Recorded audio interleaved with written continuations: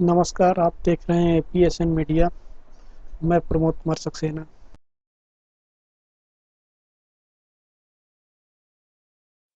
चलो चलिए, अभी थोड़ा चुप्पी हो जाओगे तो क्या होगा।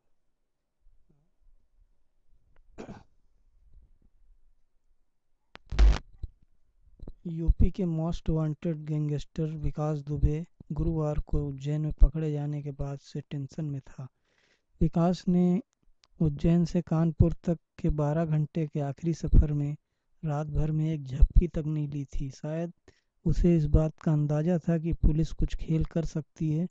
विश्वस्त सूत्रों का कहना है कि इस प्रकार में विकास दुबे यूपी एसटीएफ से कई सवाल किए, जिनके जवाब देते वक्त उसके चेहरे पर कोई सिकन नहीं थी। विकास ने 50 से ज़्यादा पुलिस अफसरों और कर्मचारियों के नाम गिनाए जो उसके मददगार थे। कानपुर, उन्नाव और लखनऊ के बड़े नेताओं के नामों का भी खुलासा किया तो साथ बैठे लोग एक दूसरे का चेहरा देखने लगे थे। चेहरे पर मुस्कान लिए विकास दुबे ने कहा, गुस्से में बिकरू कांड हो गया। आप लोग पुल जेल भी भेज देंगे तो कुछ महीने या साल भर में जमानत मिल जाएगी। सूत्र बताते हैं कि गिरफ्तारी के बाद उज्जैन से कानपुर लौटते वक्त विकास दुबे ने एसटीएफ को कानपुर के 4 बड़े कारोबारियों, 11 विधायकों, 2 मंत्रियों के नाम लिए हैं जिनसे उनके घनिष्ठ संबंध थे। अपनी सारी संपत्ति और फंडिंग के बारे में भी जानकारी दी। सूत्र यह भी बताते हैं कि एसटीएफ ने उनके बयान का वीडियो भी बनाया है जो ईडी को सौंपा जा चुका है। इसके बाद ही ईडी सक्रिय हुई है। कानपुर शूट आउट का मुख्य आरोपी और 5 लाख का इनामी विकास दुबे को 9 जुलाई को उज्जैन में महाकाल मंदिर के गार्ड ने पकड़ लिया था। यहां पुलिस ने हिरासत में लेकर उसे 8 घंटे पूछताछ की थी। उसके बाद यूपी एसटीएफ उज्जैन पहुंची और शाम करीब 6 बजे विकास को लेकर सड़क मार्ग से कानपुर के लिए निकली। शुक्रवार सुबह 6:30 बजे कानपुर से 17 किलोमीटर पहले भौंती में पुलिस की गाड़ी पलट गई। इसमें विकास भी बैठा था। वह हमला कर भागने की कोशिश में मारा गया। विकास ने इनकाउंटर से पहले अपने कबूलनामे में कई मददगारों के नाम उजागर किए थे। कहा था कि 50 से ज़्यादा पुलिस वालों ने उसकी अब तक मदद की है। इसमें 3 एडिशनल एसपी और 2 आईपीएस अफसरों के नाम भी शामिल हैं। यही नहीं, उसे जुबानी सभी नाम याद थे और कहाँ कौन पोस्टेड है यह भी बताया। विकास ने कानपुर, उन्नाव और लखनऊ के कई नेताओं के नाम लिए। उसने दिवंगत सीओ देवेंद्र मिश्र से अपनी चिढ़ का राज भी खोला। कहा कि सीओ उसे हद में रहने की बात करते थे, लेकिन वह चाहता था कि उसके गांव के आसपास के इलाके और थाने पर सिर्फ उसका ही राज चले। पुलिस का दखल उसे पसंद नहीं था। विकास ने यही बात उज्जैन में भी पूछताछ के दौरान कही थी। उसने बताया था कि सीओ उसे लंगड़ा कहते थे।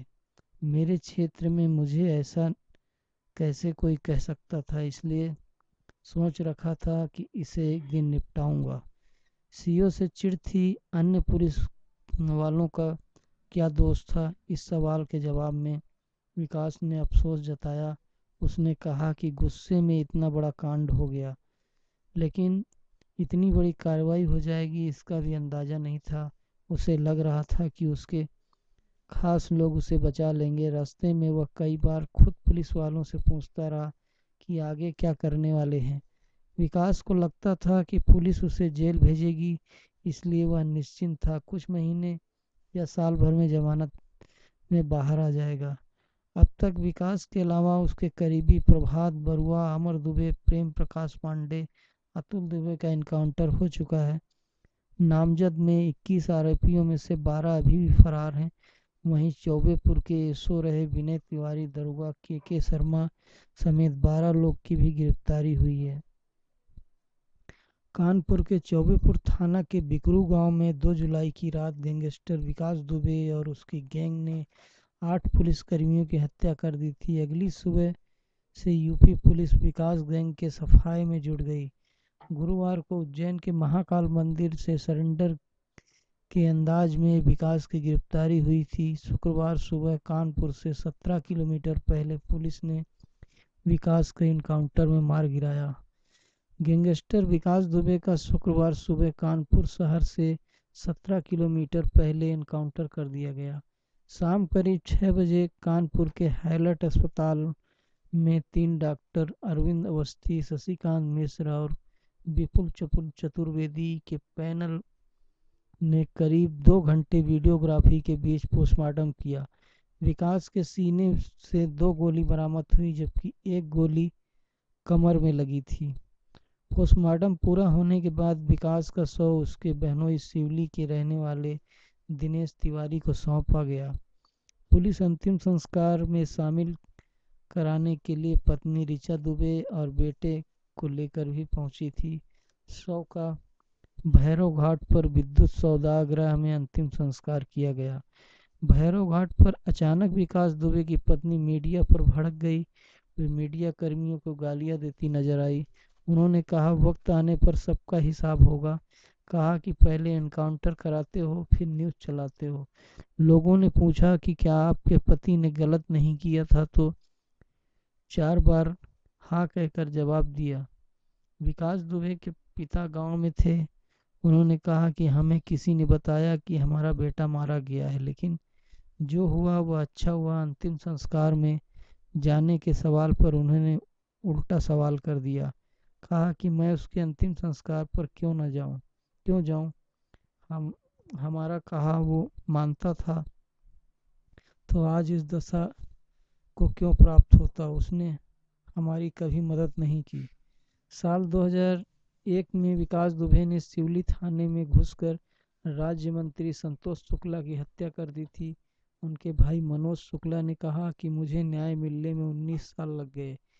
जिन परिवार के लोगों की उसने हत्या की थी वो सब आज कहीं न कहीं प्रसन्न है। मुख्यमंत्री योगी आदित्यनाथ की कथनी और करनी में कोई अंतर नहीं है, उनका ऐसा मानना है और वो धन्यवाद भी अर्पित करते हैं। इससे पहले पत्नी ऋचा और मां सरला दुबे ने शव लेने से इनकार कर दिया था। मां ने कहा था कि वे बेटे विकास का चेहरा नहीं देखना चाहती। गुरुवार रात करीब 8:30 बजे पुलिस ने ऋचा और उसके बेटे को हिरासत में ले लिया था। हालांकि उसे आज दोपहर में पूछताछ के बाद रिहा कर दिया गया था। उधर एसएसपी कानपुर दिनेश कुमार प्रभु ने विकास दुबे एनकाउंटर की जांच इंस्पेक्टर गोविंद नगर को सौंपी है।